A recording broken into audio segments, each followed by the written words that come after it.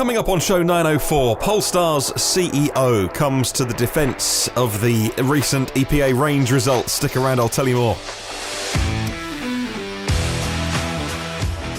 Also on the podcast today, Tesla's Fremont factory just started making the refreshed Model 3.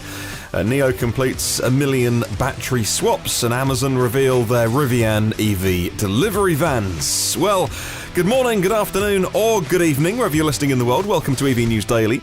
Here's what happened on Friday, 9th of October. My name is Martin Lee, and I go through every EV story so that you don't have to. And thank you to everyone that signed up so far from yesterday's mention. If you're one of my UK listeners and you're thinking about changing your electricity provider, there's a link I will mention at the end of the show, which means until the next 4 or 5 days, you get £100 free for switching, and I get 50 quid as well if you use the link that I give you at the end of the show. So if you're interested, if you're thinking about, maybe I should get round to that, I can get some cheaper electricity, it's on for the next couple of days, and it does help fund this show. I thought I've never given it out before, ever, since I moved over to Octopus earlier this year, but I will at the end of the podcast for my UK listeners if you're interested. Well, first story today, the spy shots taken at Tesla's Fremont factory, of course the one in California, which show a Model 3 looking refreshed. Not from the outside, really. There's nothing, if you're not a hardcore fan, you wouldn't really spot it. You'll be well aware that Elon doesn't talk about model years for cars, like many car makers talk about a model year, or you'll see MY if it's written down. However, there are some visible changes, and some of them are sizable, and other car companies would call this a model year refresh or a mid-cycle refresh. The most obvious is what is called in the Tesla community as chrome delete.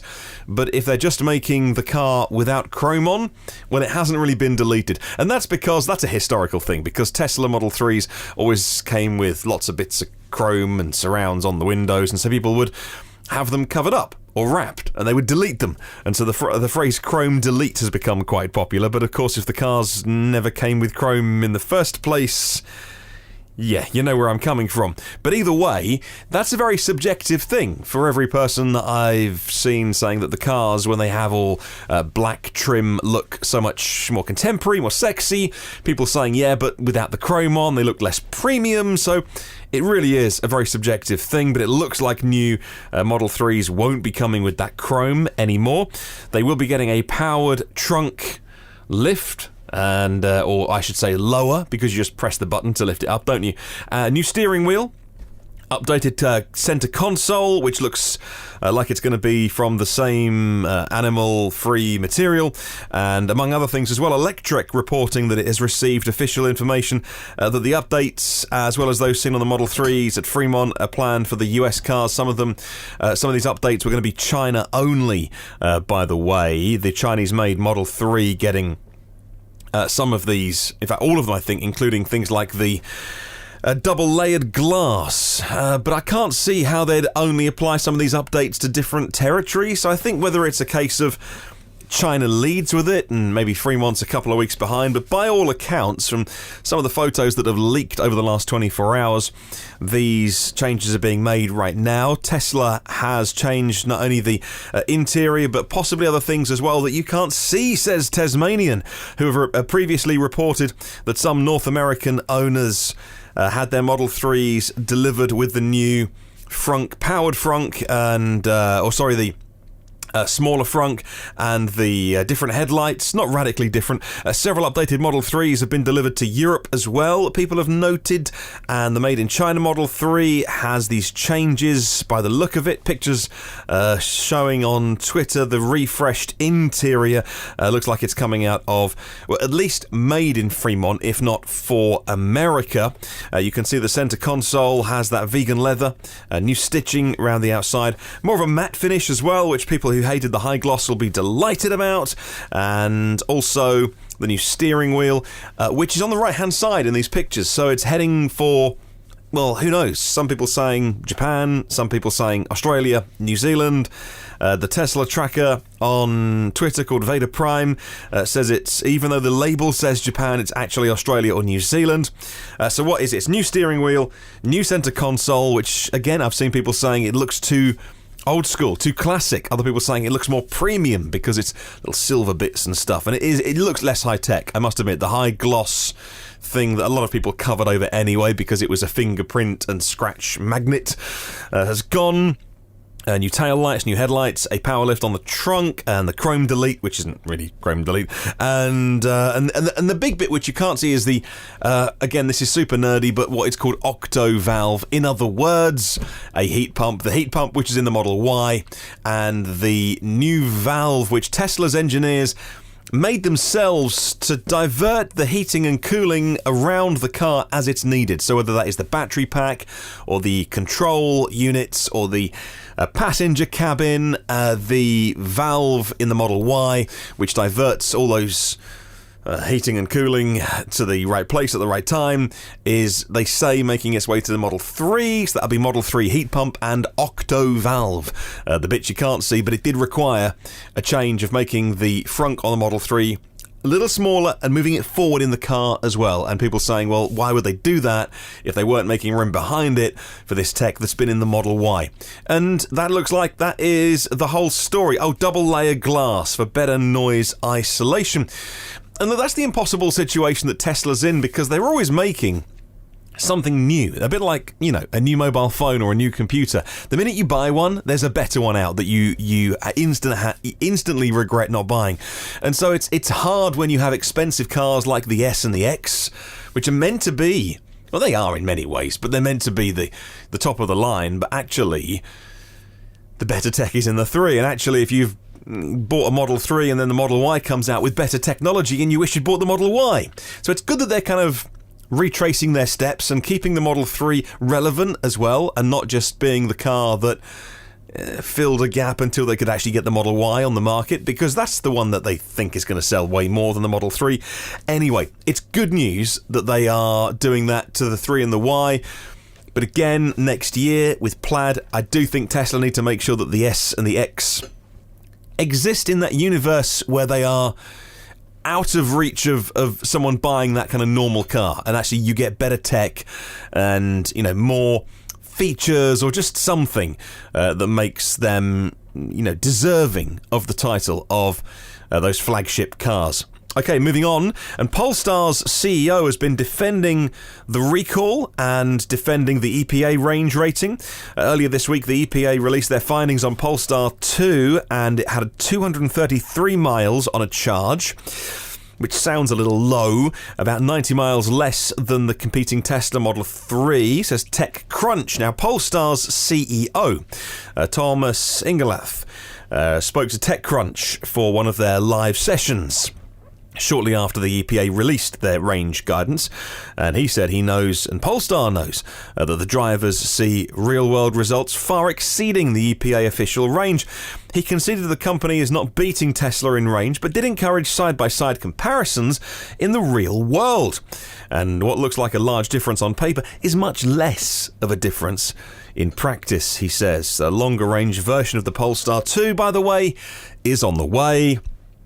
And also, he had some defence for their total recall. All 2,200 odd cars they've sold have got to go back because of an update which needs to be applied, because they had a handful. I say handful, that implies 5.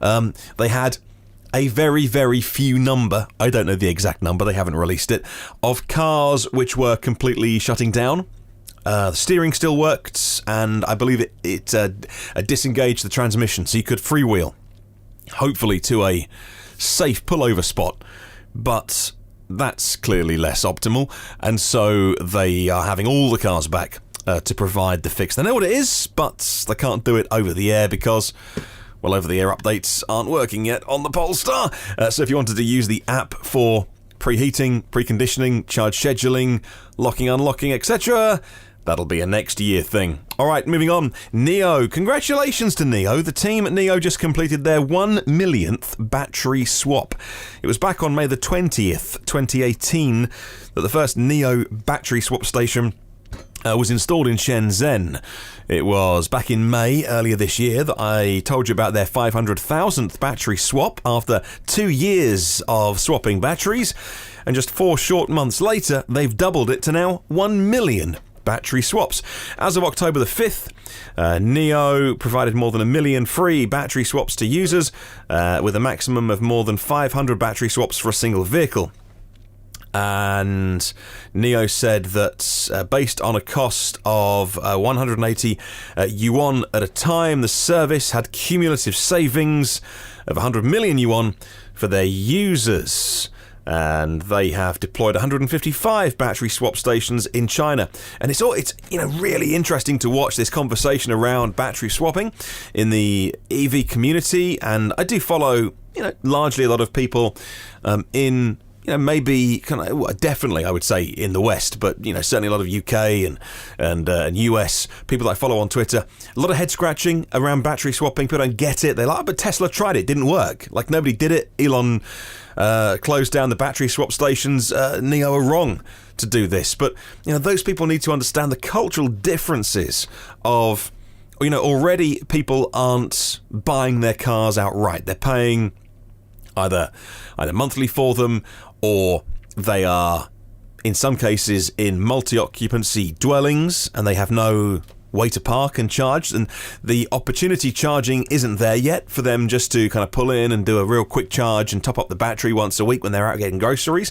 And so for them, the idea of swapping a battery is entirely normal. Like their point of view is, why wouldn't you do this? Because in 5 to 7 minutes, you pull in and a fully charged battery is inside your car, and it's a battery that has been fully checked over, is fully charged, had any rogue cells replaced, and that's just not something that is alien to NIO buyers. It's a reason to buy a NIO. So always a reminder there that you might not get it, but actually in certain countries, certain cultural differences, it's hugely popular. So congratulations to NIO for swapping 1 million different batteries. Of course, as well, NIO and I forget there's another car maker as well, share the same dimensions for all their battery packs, regardless of capacity inside. So as technology improves and those 70 kilowatt hour packs become 80 next year and 90 the year after, within the same dimensions, your battery gets bigger because you go and swap it and a bigger one gets put inside. That sounds like a good deal to me. Moving on, Amazon is showing off the first of their planned custom electric delivery vehicles made by Rivian. A result of their massive investment in Rivian, plans to have 10,000 of them on the road by 2022. So they've got next year to get that done. So if next year they're making these, you've got to make, roughly 800, 1,000 or so a month, if that is a linear progression. Not a massive number to have 10,000 on the road by 2022. There's going to be 100,000 on the road by 2030. Again, it's good when you say 100,000 electric delivery vans for Amazon. It's good, isn't it? 100,000. But by 2030, again, over 8 years, you're talking 12,000 plus vehicles-ish a year, depending on how linear that line is going between now and the end of the decade, presuming that they don't start slowly and then ramp up as well. So it's a big number. We're happy. Congratulations if you get your parcels from Amazon delivered via EV. But there are other EV vans out there doing it right now. Not a van that is a year and a half away, at least. The new vehicle, according to Business Insider, has Alexa voice assistants inside the van, of course, naturally. Hands-free information about traffic and route updates. Exterior cameras extend around the vehicle, giving the driver a 360-degree view of the area around them. I just wonder if Amazon could have been a little more ambitious on this. And of course, a big investment in Rivian as well. It's brilliant news, don't get me wrong, and I just wish the numbers were slightly bigger and slightly sooner as well. They're delivering over 2 billion packages every year. It's such a massive logistics operation that sort of 100,000 vehicles tends to pale a little bit when you realise the size of Amazon. But I'm not complaining. I'm such a huge fan of the company. Like I've said before, I have a device. I have Alexa. How are you? I'm feeling melancholy. Okay. I've written a song about my Wi-Fi leaving me. I don't want to know. If you'd like to hear it, I don't. Just ask me to sing a country song. Alexa, stop.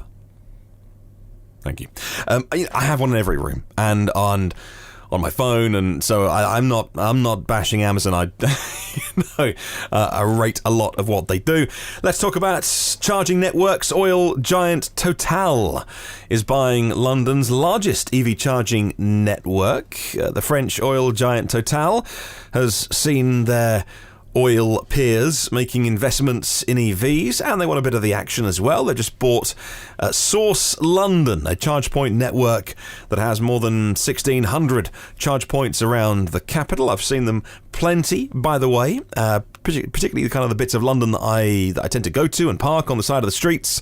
I see a lot of these Source London posts. Never used one, though. I've never used one because they charge by minute, and that's a very, very expensive way to pay for EV charging if you have a slow charging EV. There are 7 kilowatt posts and 22 kilowatt posts if you're lucky enough to find one of those. And of course, although my Renault Zoe can charge on 22 kilowatts AC, so I guess that is, the best of a worst thing. I still don't like charging by the minute. I'd rather be charged for what they sell me, which is energy per kilowatt hour. Please.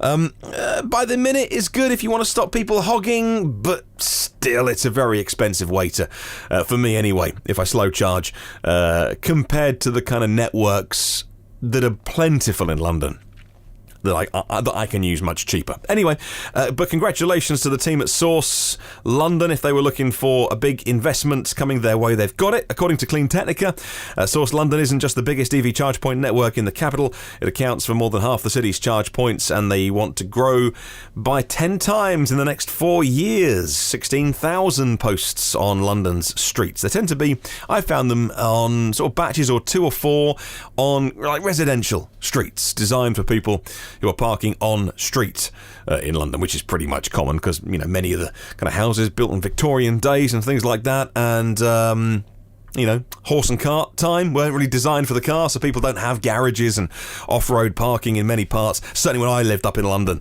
for those years before I started becoming a commuter, we lived south of west, somewhere called Barnes. We lived in a terraced house that was 1908 and just wasn't designed for the motor car, and cars were just scattered everywhere outside the front of the houses, and definitely no off-road parking. So those kind of situations used for charging cars. But Total, to end this ridiculous digression of where I used to live, is hoping for a lot more, actually, and they want to have 150,000 EV chargers around Europe by 2025. Another oil company with big plans in the EV space. I love stories like this next one. Classic cars being brought back to life on the road is one thing, of course, but what about brand new classic cars? In other words, using the design of those classic cars, but making them from scratch now with all new components and machinery. I like that because it looks like a classic car. It's a bit of fun. It's definitely not for everyone, but of course underneath it's all brand new, and they're doing it with MGs. The classic MGB is a pure piece of vintage styling, just looks so cool with the roof down and just like, I don't know, belting around some country lanes. Wonderful. Feel like James Bond in that if you can't afford an Aston Martin. Instead, the British firm RBW, rather than doing up old ones, are making freshly minted bodies, and underneath is a bespoke chassis. The motor is in the rear, the battery's under the front. The bonnet says Autoblog. The lithium-ion battery pack made by a company called Hyperdrive Innovation, and the car is offered with 6, 7 or 8 batteries. The range goes from 160 to 200 miles. Onboard charger of 3 kilowatts, and they want to make 30 of these. They cost $90,000, about $116,000 equivalent, and they're going to do an MGB GT hardtop as well. Lovely! Not in my league of spending, but if you got a spare $100,000 lying around, some people do, what a wonderful thing to stick in your garage to use on a Sunday morning. Beautiful. Right, final story. Sysco is testing an all-new electric Daimler Freightliner e-Cascadia. They're a food service company, and they're saying that they run the second largest private fleet in the US. They are now wanting to reduce their carbon footprint, and according to the website Utility Dive, they are using all-electric Class 8 tractors, making local and regional trips out of the San Francisco terminal, and will be testing from now through till January. Sysco said that they're running the Daimler vehicles and sending data back to improve the design, and the Freightliner Electric Vehicle Council is getting the data as well. A group of customers working with Freightliner to identify and address potential hurdles to large-scale deployments of commercial battery EVs. And that is your podcast for today. Thank you for listening. So yeah, for my UK listeners, if you have been thinking, I must get round to changing my Lecky provider, I know I can get cheaper deals out there, you're probably right, you probably can. I moved to Octopus earlier this year, and I have never given out my referral link. But until Thursday next week, on the 25th, on the 15th, they are going to give you £100 for switching. And if you use the link that I'll put in the show notes or on my Twitter or on my Facebook, they will give me 50 quid. And so if you want to support this podcast, if you like what we do and you want to find some way of supporting it without doing the Patreon thing, and then you thought, well, I was going to change electricity provider anyway, I've been meaning to get round to that, do it over the next day or two and get yourself 100 quid for free and support this podcast. I'll pop a link, like I say, in the show notes and the podcast, on the YouTube show, anywhere you can find it, really. Use my one, and it helps to support this show. Thank you, as always, to our Patreon fans, our premium partners, Phil Roberts of Electric Future, Brad Crosby, Avid Technology, Porsche of The Village in Cincinnati, Audi of Cincinnati East, Volvo Cars of Cincinnati East, NationalCarCharging.com and AlohaCharge.com. Thank you, guys. Derek Riley at the EV Review Ireland YouTube channel. Myself and Derek, something special for you next week, which was meant to run this week, but we've put it off for a week. Hello to Richard as well at R. Simons, the electric vehicle specialist, rsymons.co.uk. Hello to our partners, David and Lisa Allen, OEM Audio of New Zealand and evpower.co.nz. Hello to Gareth Hamer. Hello to Jan at eMobility Norway, going to be on the show in the next couple of weeks.